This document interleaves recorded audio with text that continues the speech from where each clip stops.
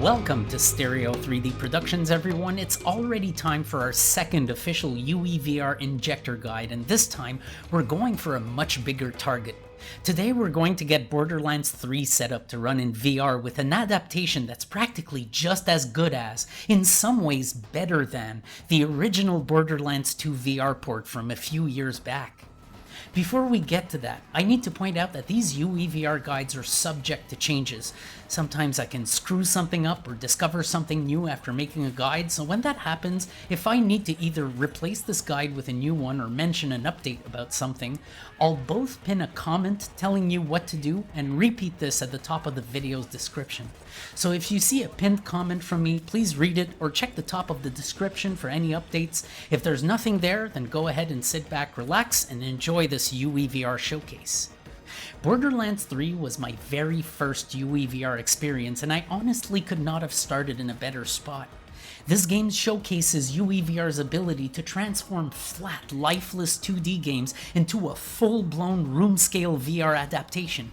Through UEVR, Borderlands 3 is transformed, converted into a full-blown VR game with great gunplay, first-person vehicle controls, and many other amazing elements of a purpose-built all-VR title. In this video, I'll show you how to get this set up for yourselves, cover the basics in terms of controls and gameplay, and then we'll list the possible issues you could run into with this adaptation. I've done a good dozen hours of testing with this game, ranging from simple solo gameplay, testing various characters, and even trying co-op gameplay, the feature that was shockingly, depressingly missing from Borderlands 2 VR. So let's not stall any longer, time to get started. It's a quick setup and it won't take very long.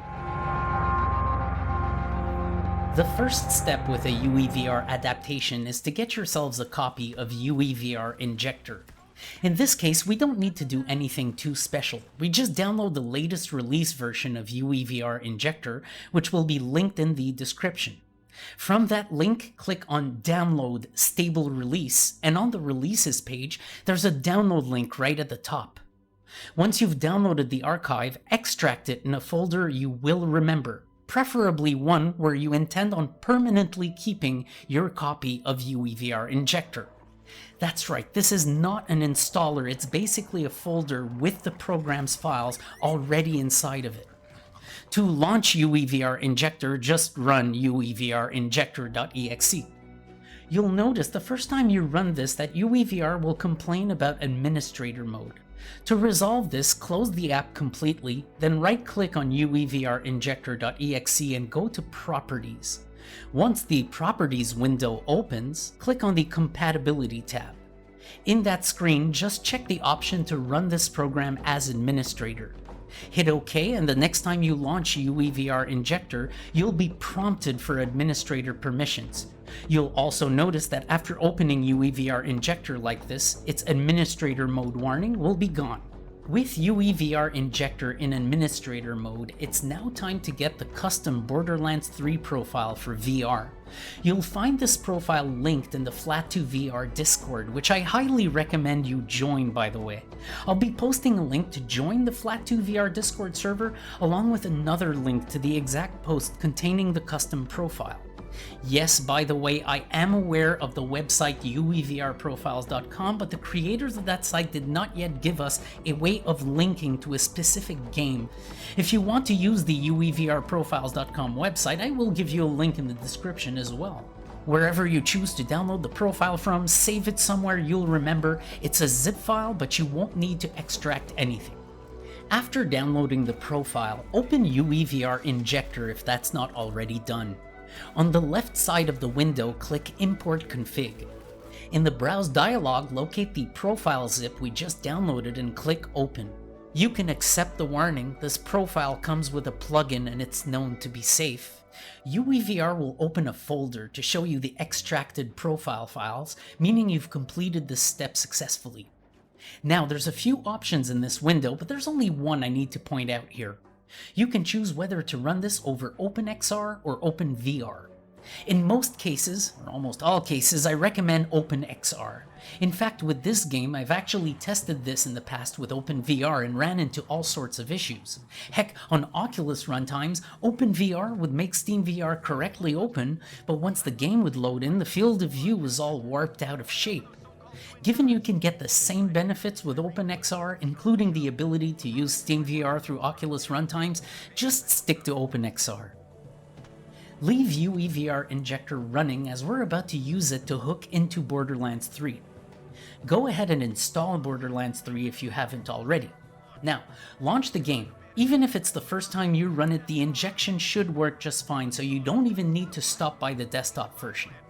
Do what I did and go straight into VR. The catch here is you have to be quick, or at least quicker than usual with UEVR titles. As the game launches, switch over to the UEVR window and open the Processes dropdown. You should be able to find Borderlands 3 in there. Select it and hit Inject as soon as possible. The rule of thumb here is you have to hit Inject before the studio logos are done playing. If you try to inject once the game is already at the title screen, it will not work. Now, don't get too impatient if you did this right, because you won't see the game in your headset right away. First, you have to look at Craptrap doing a little dance at the bottom of your monitor for roughly 15 seconds, and then finally, you'll be greeted with the opening screens in your headset. Now, we have some in-game settings to change, but I'll want to get you out of this awful title screen as soon as possible. It's not a terrible title screen, in fact it's got 3D and all and makes a great VR starting point, but unfortunately your right controller will rotate the camera in this scene, and it honestly does not feel good at all. First off, don't worry, that's not how the game runs when you're playing. Let's just get this bit over with, start a new game right away. You can use the menus just like you would with a gamepad, but keep in mind that the Oculus X and B buttons are inversed. So if the game says X, hit B, and if the game says B, hit X.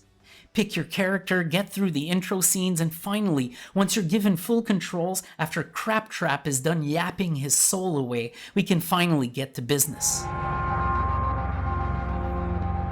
First, for the quest enjoyers, step 1, or step 0 actually, press the insert key on your keyboard or quick press both your thumbsticks simultaneously to bring up your UEVR in-game menu.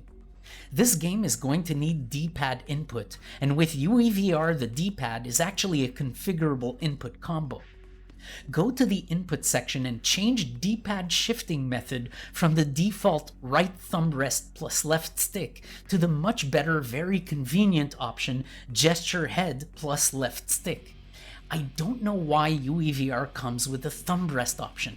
It's an unusual bind, and if you're not even aware of its existence, two things will happen. You'll be dropping map markers randomly, dozens of times each session, and your movement will just stop responding also at random times. See, the thumb rest is meant to rest your thumb. With the default setting, every time you rest your right thumb, it'll change your left stick input to D-pad inputs and suppress the normal stick input until you get your finger off the thumb rest.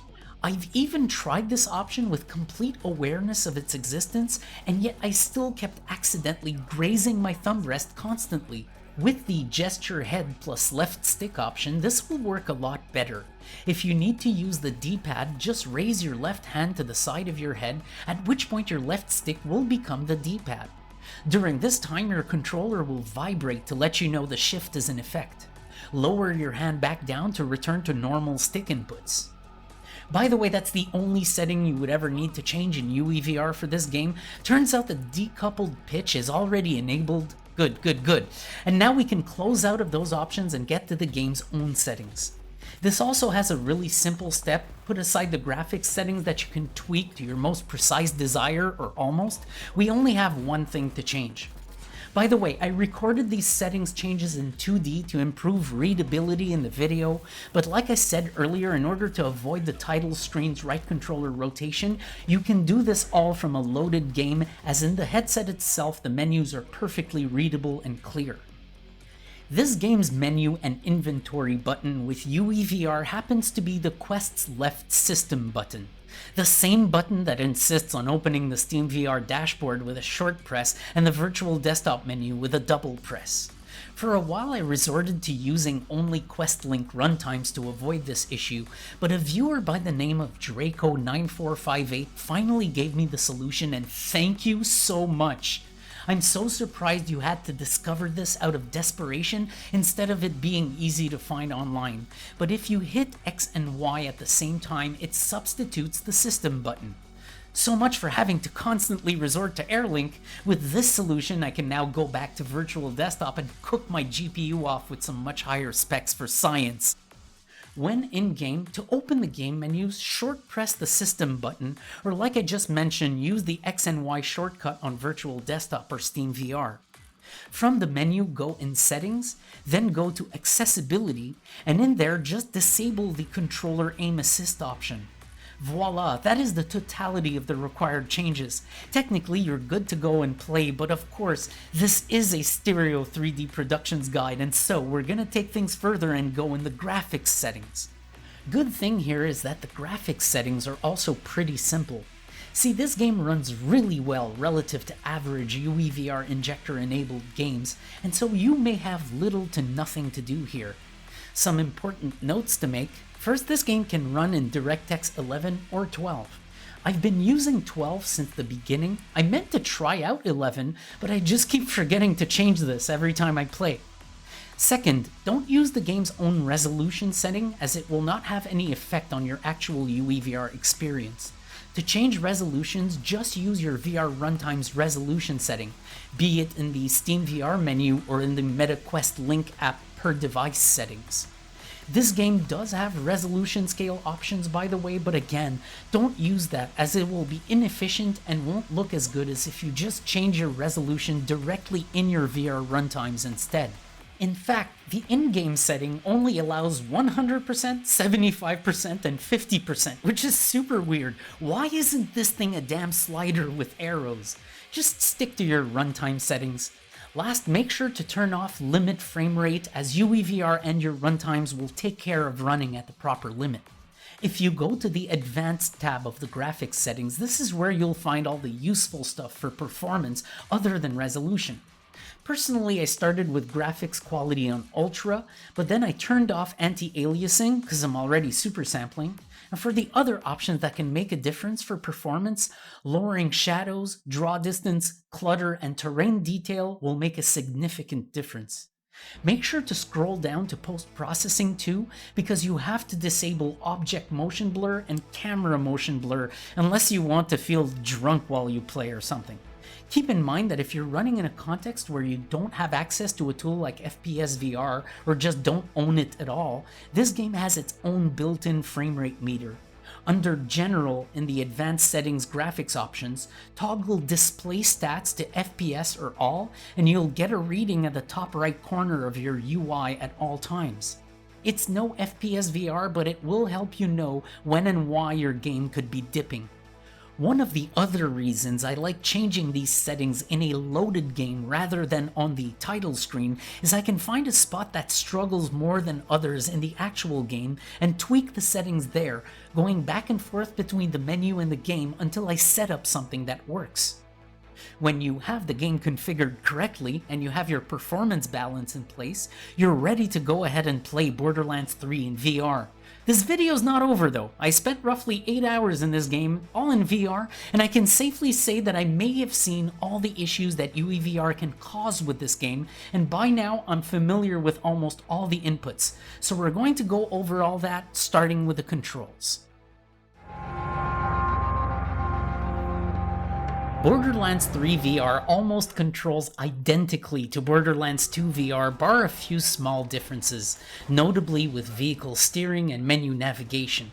As a rule of thumb, if you use UEVR Injector at all, you can pretty much find the control reference for any game, since unlike the RE framework days, Praydog has given us extensive documentation on UEVR, including a section that details the default input mapping on all VR kits. This is really useful because normally UEVR adaptations will run as if you're using a gamepad, and so once you know the default mapping it uses, you can apply this to any game you want. I'll give you a link to the UEVR control mapping documentation page in the description below. As for this game, because I found there were a lot of different things to remember, all the things you can do with relatively a lot fewer buttons than the keyboard, mind you, I decided to make a game-specific chart so I could help you speed your way into carefree gameplay. To access the menu, quick press your left system button, or over virtual desktop or SteamVR, quick press X and Y at the same time. For the inventory, long press the left system button, or X and Y, or left A and B on index. To walk, use your left stick, and to sprint, press on your left stick. To rotate, use your right stick and press the right stick to crouch. To fire, it's right trigger. To focus your aim or aim down sights, it's left trigger. Right A is your confirm button, left A on index or left X on quest is cancel. Right B is reload, left B on index or left Y on quest is change weapon. Grenades are on the right grip button, special skill on the left grip button. In menus, right and left grip button will change tabs. Finally, with your current D-pad shifting method, raise your left hand to the side of your head and your left stick will become the D-pad, where for example D-pad up adds a map marker. Now, in vehicles, things differ slightly. Left stick forward and backward will control your throttle. To steer, you rotate your right hand. It's not a stick input. Your right hand's physical rotation is what steers the car. It's really awesome once you get the hang of it, by the way. To aim, use your right controller as if holding a gun. Alternate fire is left trigger. To switch seat, hit the left B on index or left Y on quest. To exit the car, hit left A on index or left X on quest. When you're in the gunner seat, to fire, use left trigger. Finally, to boost, use left grip button. Honestly, this control set is the reason why some will say that this version of Borderlands VR is superior to the studio-made Borderlands 2 VR edition. This isn't quite a correct statement, given you're going to see why in the upcoming known issues section, but the control scheme itself is actually really awesome, and definitely one of the aspects that plays a lot better than Borderlands 2 VR does. The gunplay is made amazing and carefree with this mapping, and the vehicle control is an absolute treat once you get the hang of that right controller steering method. It almost feels like every car can just turn on a dime and respond in the most dependable of ways. Man, this is a massive far cry from the days of Vorpex, where we were driving the Borderlands 1 cars in third person with god-awful mouse steering. This Borderlands 3 VR adaptation could actually spin off into a really cool VR racing game with vehicles like this. Now, I just said this still isn't perfect, and we're about to find out why. It's time to move on to the known issues with this adaptation.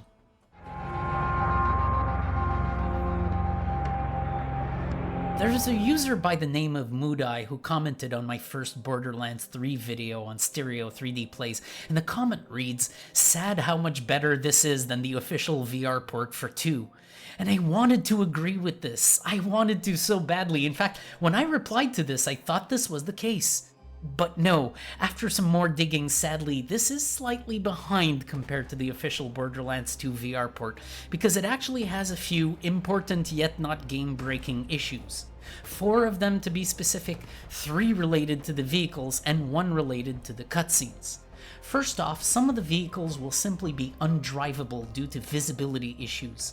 The UEVR profile is set to position you in first-person view when you enter a vehicle, but it's not yet smart enough to know what offsets you need to have in order to be in the driver's seat in each vehicle. Instead, you just spawn in the center seat of the vehicle.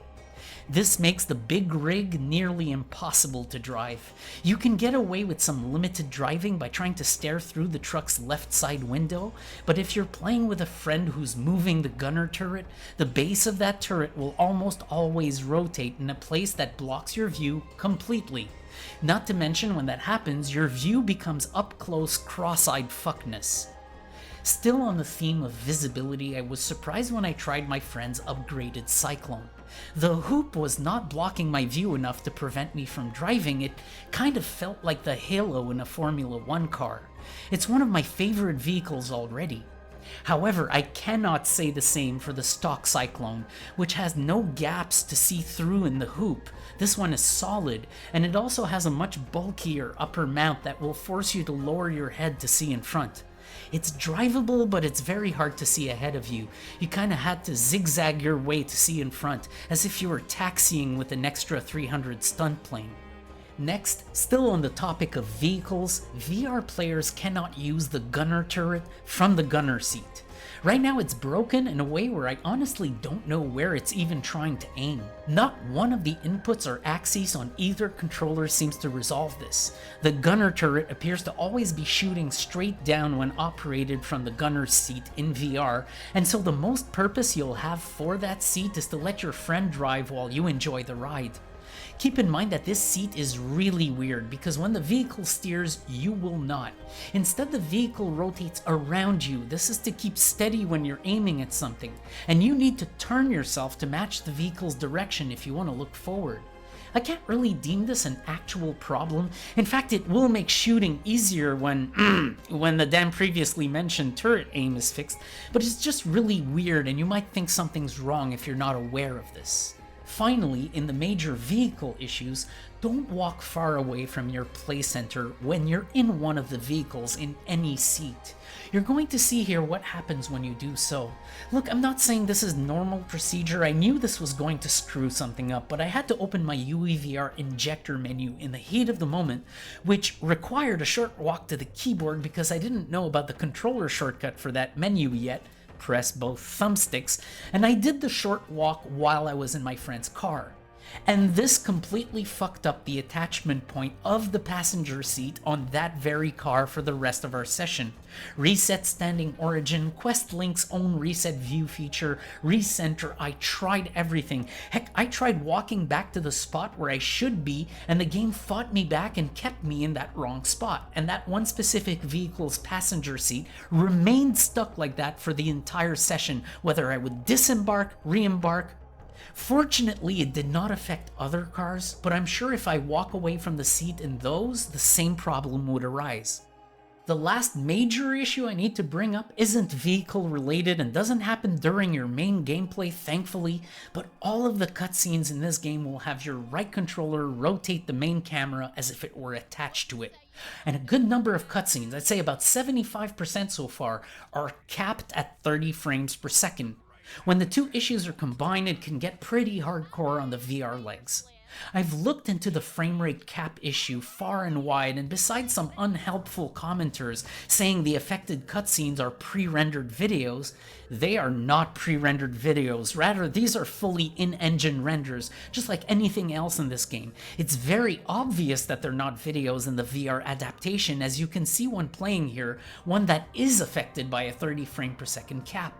It's almost as if Gearbox hard-coded this limit in some of the cutscenes as they were worried about overall performance, because I have not for the life of me been able to disable this, and I honestly have no good explanation for this. It's a Borderlands 3 issue, and if anyone has a real solution, I'd be happy to get some leads in the comments.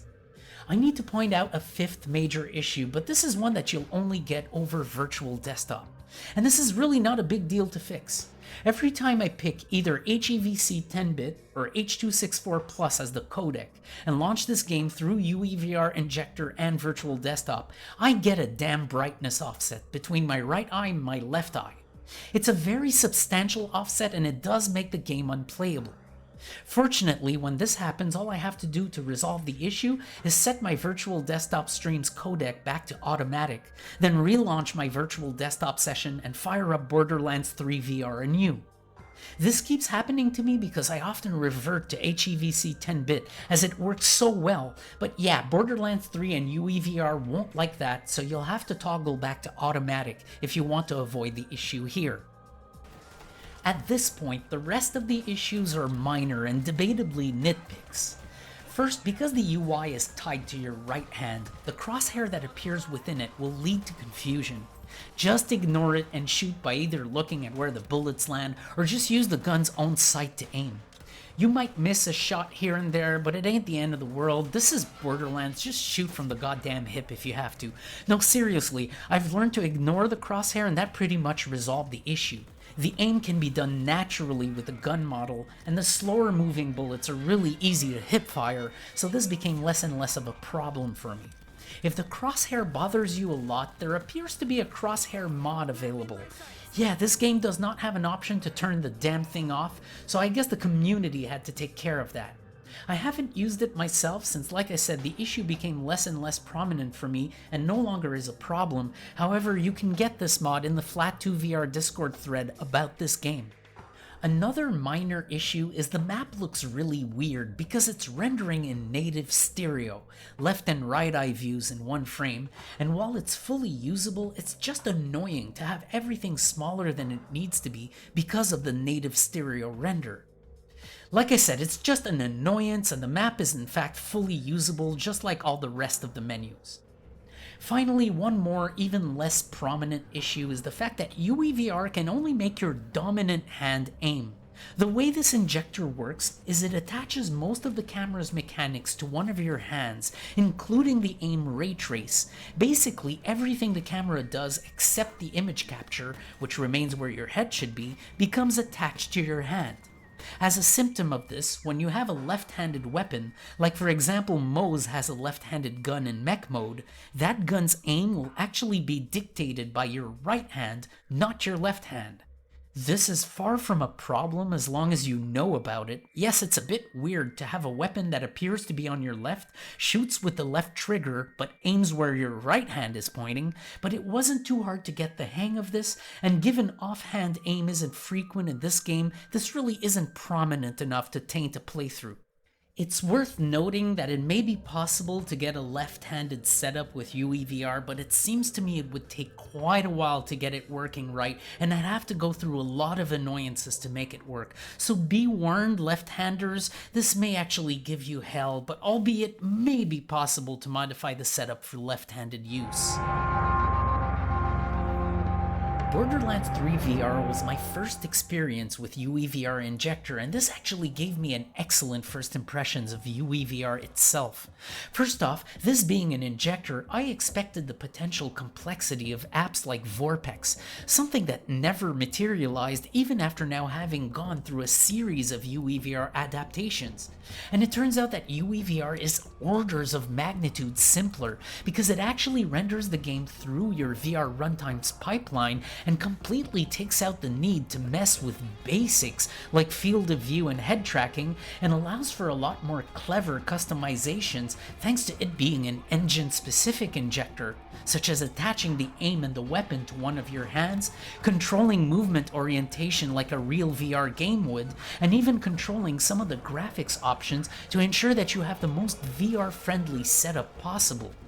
Not only does this tool convert Borderlands 3 into a game that's about 95% of the way to an out-of-the-box VR game, but it does it in a manner that is damned easy to configure. Yes, this video was long because I wanted to go through the controls, the graphics settings, and the possible issues, but in the end, the setup part is only minutes long because that's how long it takes to get going with this thing. This is one of the smoother running UEVR adaptations that can even cater to lower spec systems, and so once you're set up and good to go, get ready to have to frequently remind yourself that this adaptation is not official. I've been able to do everything I'd want from a VR port in this thing. The movement is carefree, the jumping is electrifying, and the gunplay is spot on, the way you'd expect a Borderlands game to feel in VR. Yes, you'll be reminded that this is in fact a forced retrofit when you run into the god-awful cutscene framerate caps, or when the unwanted right controller camera rotation kicks in during said cutscenes, but I'll say after having gone through a few of these now, I tend not to get taken out of it anymore, as I'm kind of paying attention to said scenes, and I've grown used to just not moving my right controller until those scenes are done. More importantly, one of the reasons why a lot will debate that this adaptation is better than Borderlands 2 VR is the presence of multiplayer co-op. Yeah, as I said twice in this video already, the omission of multiplayer in Borderlands 2 VR is Haha, borderline depressing. Haha. No, seriously, though, I still can't wrap my head around how ridiculous that was, and thankfully with Borderlands 3 you're not restricted into solo gameplay. In fact, this game will make a great game to play with friends. Whether they're using VR or not, it doesn't matter. This is like Phasmophobia but with guns. It works for everyone on everything and everyone can play together. Honestly, if Tim Burton, the creator of this profile, could find ways to patch off a few of the issues I mentioned in the previous segment, each issue less would just reinforce this adaptation as one of the best injector retrofits available out there. I think the most important things to get out of the way in order would be to first find a way to suppress right controller rotation in the title screen and the cutscenes. Yes, in my opinion, this issue is more important than even the vehicle visibility issue. It really sucks because the game has an amazing intro cutscene that would play really well were it not for the frame rate cap combined with the rotation. It's in full 3D and really flexes the game's good visuals, and it's the first thing you see loading into a new game after the silly opening video. The vehicle visibility issue actually comes second. Take that one away, and now you're practically beating Borderlands 2 VR. Finally, fix the gunner aim issue and we are smooth sailing with a VR version superior to Borderlands 2 VR all the way. Now, I wish someone could fix the 30 frames per second cap, because that one I don't think is possible. The way it's randomly applied from one cutscene to the other leads me to believe that this is fully hard-coded in the game's source. So I don't think it can be fixed without a purpose-specific mod or plugin made just for this. This goes without saying that Tim doesn't actually need to do shit. This is just my personal wish list. Otherwise, I genuinely have to thank Tim for his hard work, resulting in what we already have. Thank you so much. This is actually awesome. If no progress is made there, I will still continue playing this game because what we have right now is above and beyond my initial expectations, both for this game and for UEVR Injector in general. I'll keep up the Borderlands 3 series on the sister channel. I'm not too sure how to go about this because I'm still going through Borderlands 2 VR, but I may well try to focus more on co-op gameplay with Borderlands 3 while I continue the sequel solo, since that's the only way I can play it. That's all I have for you today, everyone. I hope you enjoyed and got yourselves a setup that lets you play Borderlands 3 in VR. Coax people you know into doing the same thing and have them join your game. This is honestly a great game to go at with friends, whether they also have VR or not. And I hope you have yourselves hundreds of hours of fun.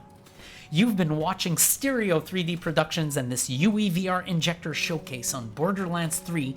Thanks for watching all the way to the end. I yap a lot, but I swear I try to make it useful yapping, and it's great to see viewers stick around till the show's done. Have a good one. I shall see you next time.